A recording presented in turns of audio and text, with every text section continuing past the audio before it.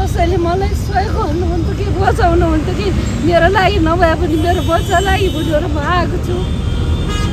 हेर्नुहोस्, आज माइती घर मण्डलमा एउटा पीडित आमा, एउटा पीडित दिदी, एउटा पीडित महिला यसरी आँखाभरि आँसु बोकेर धुर रुनु भइरहेछ। यो पक्कै जहाँबाट हेर्नु भइरहेछ, जताबाट हेर्नु भएको छ यो भिडियो हेर्ने सम्पूर्ण नेपाली दाजुभाइ दिदीबहिनीलाई म के हार्दिक अपिल गर्न चाहन्छु भने कहिले थाहा पाउनु भयो तपाईँको किडनीमा चाहिँ असर भइरहेछ भनेर? असर छ भनेर 6 वर्षदेखि थाहा पाएको। 6 वर्षसम्म औषधि खाएँ।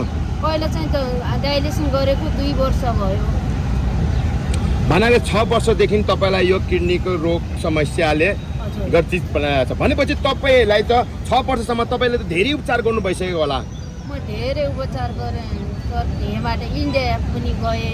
इन्डिया पनि अब थोरै थियो कि म बाँच्छ कि भनेर त्यहाँसम्म पनि पुगेँ। सबैसँग सहयोग समाधान गरेर अलिअलि भएको 2-4 तोला सुन थियो त्यो पनि बेचेँ। आफूसँग भएको औषधि खाँदा त अलिअलि काम पनि गर्न सक्थेँ। हल्का हल्का काम गरेर पनि त्यो उपचार गरेँ।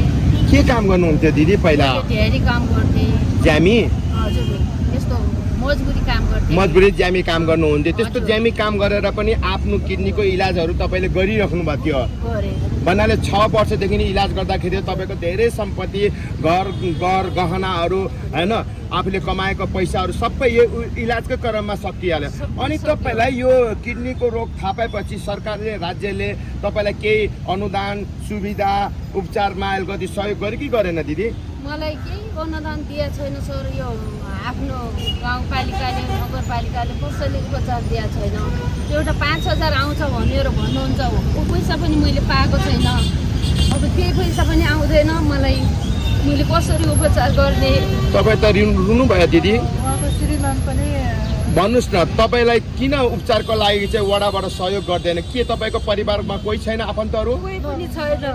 तपाईँ कति वर्षदेखि यसरी चाहिँ होइन शास्ति भोकेर चाहिँ इलाज गर्नु पैसा भइकन तपाईँ चाहिँ आफूले दुःख, मेहनत, परिश्रम गरेर थोरै पैसाले इलाज गर्नु भइरहेछ, तर राज्यबाट चाहिँ तपाईँलाई 1 रुपियाँ पनि सहयोग आएन भनेर तपाईँ चाहिँ दूर रुनु भइरहेछ। तर नेपाल सरकारले त पीडितहरूको लागि, किडनी रोगीहरूको लागि त ठाउँमा किलिङ पोस्टहरू, हेल्थ पोस्टहरू खडा गरिदिएको छ। त्यहाँ गएर उपचार गर्नु, निःशुल्क उपचार हुन्छ भनेर चाहिँ आह्वान गरिरहेछ। तर तपाईँ जस्ता एउटा कमजोर एउटा नारी, एउटा चेलीबेटी, एउटा महिलालाई चाहिँ अहिले राज्य सरकारले चाहिँ कुनै पनि सहयोग पाएन भन्दाखेरि म छक्क परिरहेको छु। यस्तो सर, अब राज्यले सुविधा दिन्छ किडनी फेललाई, मुटु रोगलाई भनेर भन्नुहुन्छ। राज्यले भनिदिनु भएको छ मसिन मात्रै फ्री हो, अरू सबै औषधि आफूले गर्नुपर्छ। आफूसँग पैसा भएन भने औषधिले किनेर खान्छ, किनेर खाने पैसा हुँदैन। अनि कसरी उपचार? त्यो मसिनले मात्रै उपचार गर्दैन सर। सबै मसिनमा हाल्दा सुई किन्नु पर्यो, तार किन्नु पर्यो, सबै किनेर ल्याउनु। डाक्टरले तपाईँलाई त्यस्तो जवाब दिन्छ अघि? त्यस्तो सबै उपचार गरेर मात्रै हुँदैन, दबाई सबै पनि त किन्नुको लागि त यो मेसिनले त दिँदैन।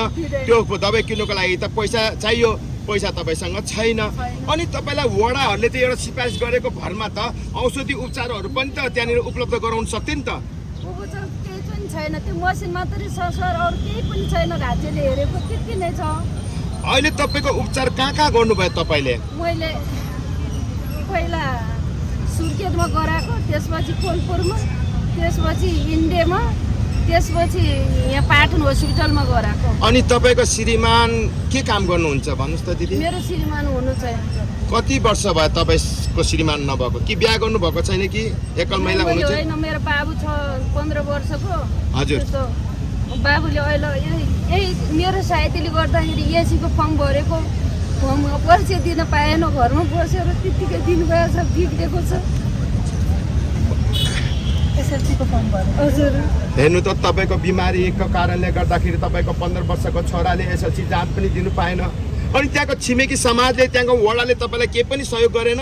केही पनि सहयोग गरेको छैन सर। अनि तपाईँ यतिका दिनसम्म के गरेर बस्नुभयो? किन माइती घर मण्डलमा आउनु भएन त? सर, मैले एउटा कागजबाट सिफारिस गरेको कागज समातेर मैले ठाउँ गएर 5-5 रुपियाँ उठाएर मैले उपचार गरेँ।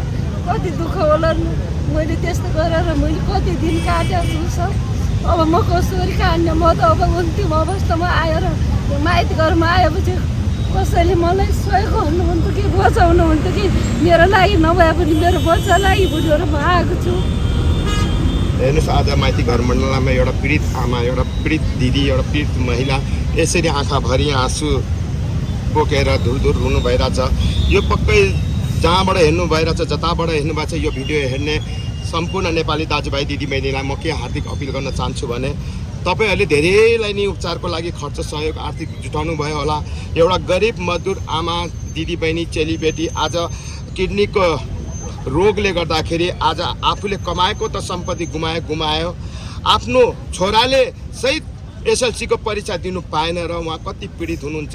यस्ता आमालाई, एउटा दिदीलाई चाहिँ किडनी बिमारीलाई चाहिँ सहयोग जति सक्नुहुन्छ त्यति सहयोग गरिदिनुहोस् होला। आज यो आमा, यो दिदीले माइती घर मण्डलमा ठुलो आश लिएर आएको छ। आज यो भिडियो हेर्नेले उहाँको नम्बरहरू पनि म राखिदिन्छु। उहाँलाई चाहिँ जति सक्दो सहयोग चाँडोभन्दा चाँडो गरिदिनुहोस्, किनभने उहाँको आर्थिक अवस्था एकदम नाजुक कमजोर भइसकेको छ। त्यस कारणले म सम्पूर्ण दर्शकलाई यो मिडियाबाट पनि आग्रह गर्न चाहन्छु र यो दिदीको, यो आमाको अब भोलिको दिनमा चाहिँ आँसु झार्नु खसाउनु नपरोस् त्यस्तो व्यवस्था गरिदिनुहोस्। र अब भन्न चाहन्छु कि तपाईँलाई, अब तपाईँ यो माइती घरमा मण्डलामा एउटा आशाले आउनुभएको कि मलाई यो माइती घर मण्डलामा आएपछि चाहिँ केही आर्थिक सहयोग र मेरो उपचारको सहयोग पाउँछ भनेर तपाईँ ठुलो आश लिएर आउनुभएको हो दिदी? म ठुलो आश लिएर म यहाँ आएपछि कसै नभए कसैले मलाई सहयोग गरेर बचाउनुहुन्छ भनेर, मेरो छोराको लागि पनि बचाइदिनुहुन्छ भनेर म ठुलो आश लिएर म माइती घरमा आएको। हेर एउटा पीडित आमा, दुखी आमाले आफ्नो लागि नभएर छोराको भविष्यका लागि, छोराको पढाइको लागि, जिन्दगीका लागि आफू मरेर पनि छोरालाई जीवित राख्नुको लागि भिख मागिरहेछ, आग्रह गर्नु भइरहेछ, दुई हात जोड्नु भइरहेछ। यस्ता महान आमालाई सहयोग गरिदिनुहोस् होला। आज यो आमाको आँखाबाट आँसु झरेको देखेर मेरो मन रोएको छ, मेरो हृदय पग्लेको छ। मलाई विश्वास छ अब तपाईँको आँखाबाट आँसु झर्ने छैन, त्यति तपाईँलाई सहयोग गर्छ भनेर मलाई पुनः विश्वास छ। र अर्को कुरा, तपाईँको श्रीमान तपाईँबाट कति वर्षदेखि टाढा भएको? 8-9 वर्ष भएको।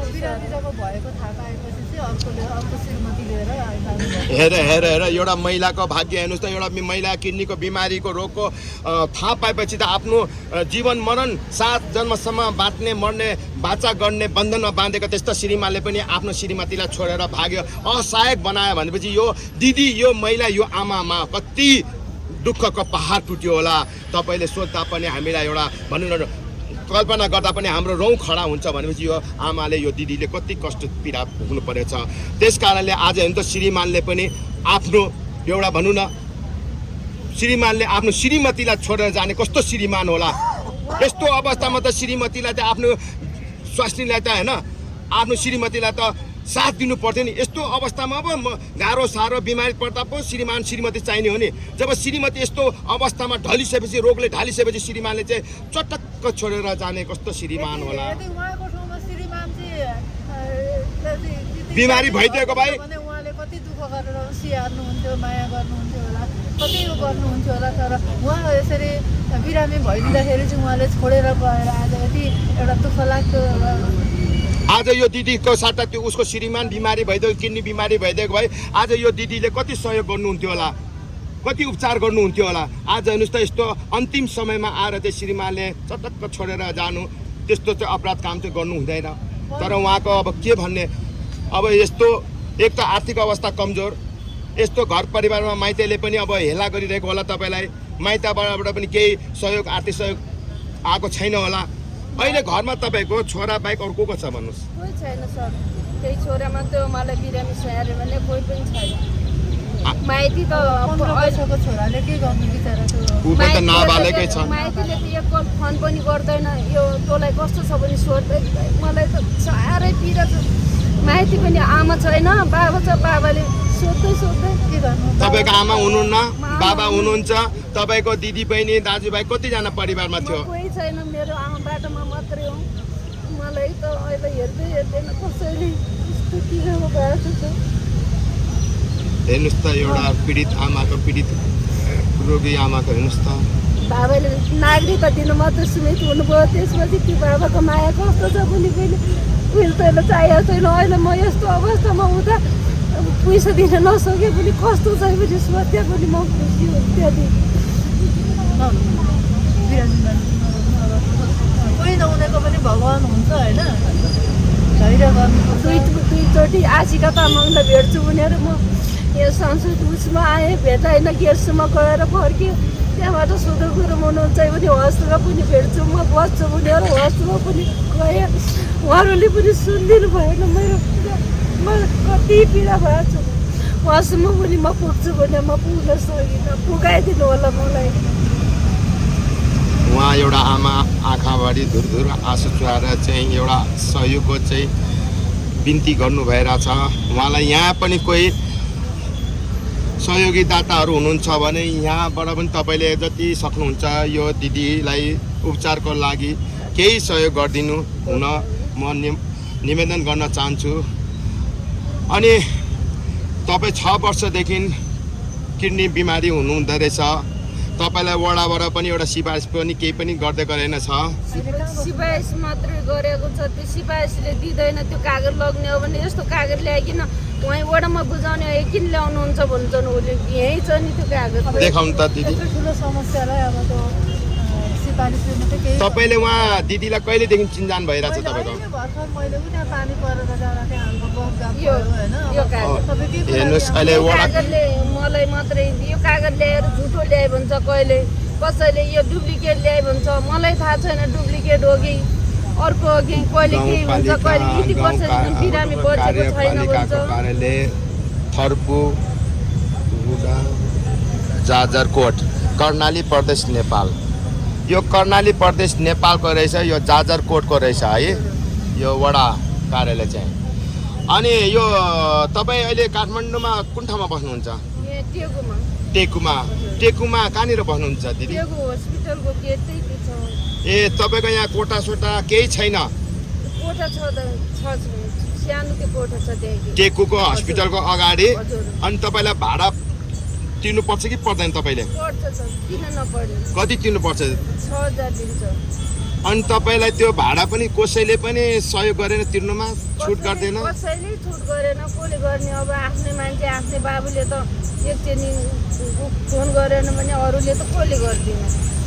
त्यस्तै लिएर यही कागज लगेर मैले धेरै ठाउँमा बस पार्कमा गएर धेरै ठाउँमा गएर मैले सही बुझाउँदा यो कागज त त्यस्तो कागज ल्याएर मान्छे नक्कली हुन्छ भन्छ। अब नक्कली मान्छेले गर्यो होला। अनि तपाईँको हात देखाइदिनु न एक प्रमाण यो। यस्तो के हो र भन्छन्। गाउँ त को बुझ्छ मान्छेहरू त बुझ्दैनन्। कति पीडा छ कि तपाईँलाई आफ्नो लागि नभएर छोराको लागि पनि बाँच्न चाहँदा पनि तपाईँलाई चाहिँ यो दुनियाँले चाहिँ हेल्प गरेको छैन है आजको समय। गरेको छैन। अब कसैले गरिदिनुहुन्छ भने गरिदिनुहोस्।